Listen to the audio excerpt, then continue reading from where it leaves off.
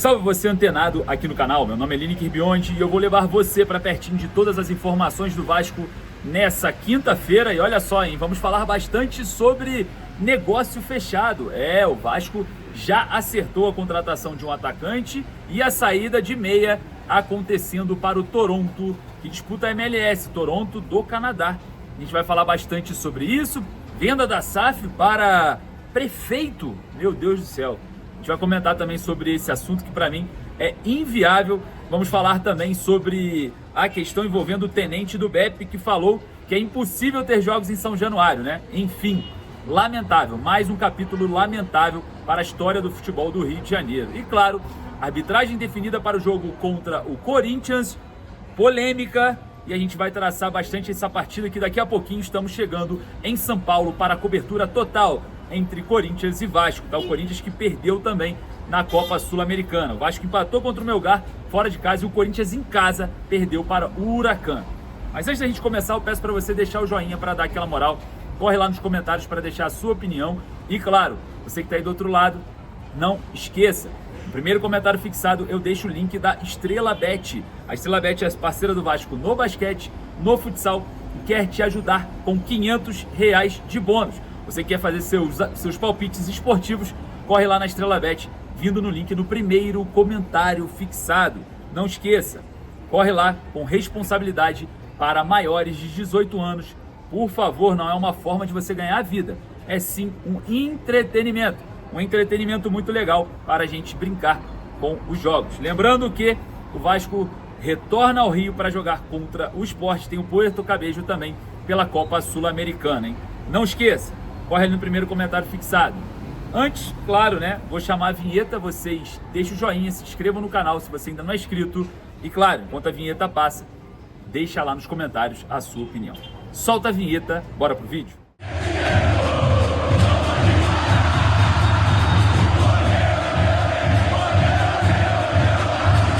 Negócio fechado no Vasco, chegada e saída. A gente vai falar sobre isso, vamos falar sobre a questão envolvendo a venda da SAF, que, vamos cogitada, né? Não pelo clube, não pelo Vasco, e sim pelo prefeito de Maricá. É brincadeira, né? Vamos falar sobre isso. Acho que não tem nada a ver com esse assunto, porém a gente precisa comentar, porque é nosso trabalho é trazer informação. Vamos falar também sobre o tenente do BOP, que falou que não é possível ter jogos entre Vasco e Flamengo em São Januário, hein? Vocês estão de parabéns. É preconceito atrás de preconceito por conta do local, né? É brincadeira. E claro, vamos falar sobre a arbitragem definida, vamos falar também sobre todo o planejamento do Vasco, já enfrentando o Corinthians nesse final de semana, onde estarei presente em loco para trazer para vocês imagens, informações e muito mais. Lembrando que no final desse vídeo eu vou deixar a minha pergunta para o Fábio Carilli, hein, aqui em Arequipa, no Peru, no estádio La Unsa, onde eu perguntei e questionei, na verdade, né, a questão envolvendo recuar muito o time. Ele se protegeu da primeira pergunta e eu falei, não é desculpa, terminamos com 3 zagueiros e 3 volantes. Vou trazer para vocês com detalhes para vocês deixarem a opinião de vocês. Mas vamos lá, vamos falar sobre, mais uma vez, né, São Januário sendo vítima das instituições. O Vasco ele já começa o Campeonato Brasileiro sem jogar, com uma probabilidade muito abaixo dos seus adversários. É tomada do Vasco 2 jogos em casa. O Vasco não pode jogar 2 jogos em casa por conta de segurança. Entre aspas, né? Porque no Maracanã, pau come o tempo inteiro, a porrada come o tempo inteiro e nada acontece. Mas em São Januário, o BEP não consegue, né, exercer para aquilo que ele foi feito, né? Exercer a segurança, né? Conceder a segurança do cidadão que estaria indo aos jogos, que vão aos jogos, principalmente no Rio de Janeiro. O BEP do Rio diz que é impossível ter jogos em São Januário. O tenente-coronel do BEP reafirmou isso, mais uma vez, deixando de lado aqui a forma esportiva. Realmente, o tenente do BEP tem razão. No Rio de Janeiro, segurança é a última coisa. Não existe no Rio de Janeiro segurança. Agora, não existe no Maracanã, não existe no Newton Santos. Se não existe em São Januário, também não existe em lugar nenhum. O Rio de Janeiro a gente sabe, você anda pela cidade ou anda pelo estado, não temos realmente segurança. Agora, fixar isso em São Januário é uma tremenda de uma covardia que vem sendo feita no futebol do Rio de Janeiro. Eu questiono isso porque eu vou em jogos em todos os lugares, então eu observo que sim, tem lugares mais precários de acesso do que São Januário, que tem tranquilamente jogos pelo Campeonato Brasileiro. É sim um problema que precisa ser solucionado o quanto antes. Nós aqui do canal aguardamos um posicionamento mais forte da diretoria do Vasco em cima dessa questão envolvendo o BEP. Não vamos jogar 2 jogos do Campeonato Brasileiro fora de casa. O Vasco precisa se posicionar de forma mais forte contra essa vergonha que vem sendo feita aí para tirar 2 jogos do Vasco em casa. Imagina se o Vasco chega numa final ou uma semifinal, na verdade, né? Uma semifinal de Copa do Brasil contra o Flamengo ou contra o Fluminense e não poder jogar em casa uma semifinal. É absurdo, né? E claro, o vascaíno precisa brigar por isso. Então vai lá nos comentários, mande o seu recado para o BEP. Vai lá, mande o seu recado. É aqui a sua forma de falar aqui à vontade. Fique à vontade, tá? Vai lá e mande o seu recado. Bom, vamos falar sobre negócio fechado. É isso. O Vasco acerta a contratação para o sub-20 do atacante Wallace. Jogador vindo do Coritiba, passou pelo Palmeiras, seleção de base, chega em definitivo, mas o Coritiba vai manter 30% do jogador. Jogador que tem uma cláusula, né, de rescisão milionária e vem para o Vasco para reforçar o sub-20, podendo ter oportunidades no profissional. É um jogador que sim tem as suas qualidades e a gente vai observar mais de perto o garoto Wallace vindo para o Vasco nesse momento. Não só de chegadas temos informações, mas também de saídas. É isso.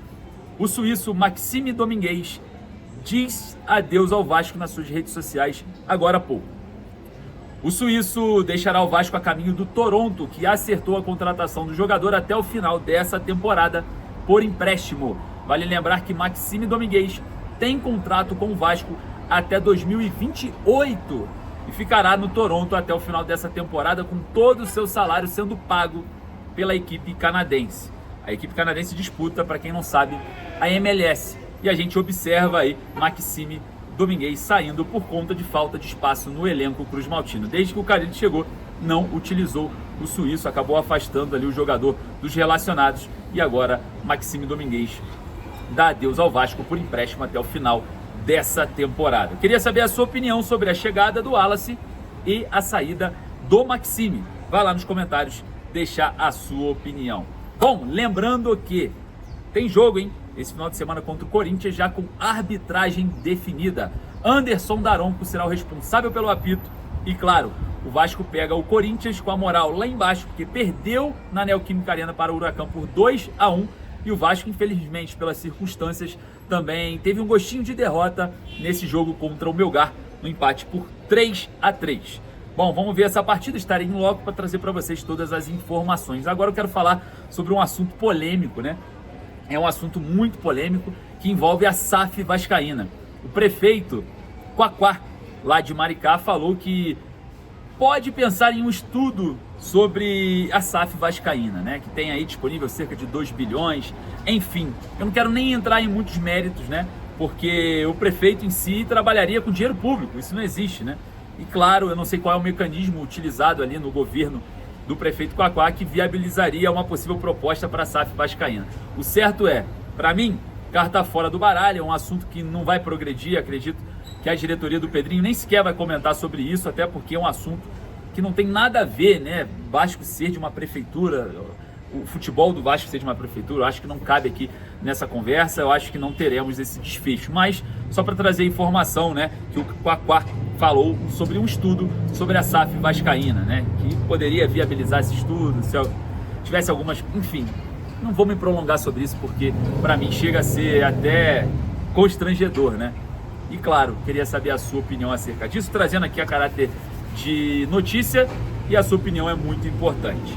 Lembrando que você não perde nada aqui, a gente ainda está aqui em Arequipa do Peru, indo para São Paulo acompanhar Corinthians e Vasco e ficar em cima dos lances para trazer para você todas as notícias. Então eu peço para você deixar o joinha para dar aquela moral e não esqueça, você que quer comprar a sua camisa do Vasco, besudesporte.com.br, eu deixo o link também lá nos stories do @Lineker_Vasco lá no Instagram, beleza? Corre lá, não perca essa oportunidade. Eu vou ficando por aqui, mas vou deixar agora meu questionamento na coletiva para o técnico Fábio Carille evitando, né? Não adianta ter desculpa de altitude, não. Trouxe sim a equipe aqui para o campo defensivo vascaíno, e o Vasco quase levou a virada. Se aquele gol de pênalti fosse feito, né, o pênalti que o Melgar perdeu, seria 4-3 o jogo. Então é inadmissível e não tem desculpa com a gente aqui do canal. A gente vai pegar sempre firme ao pé da letra.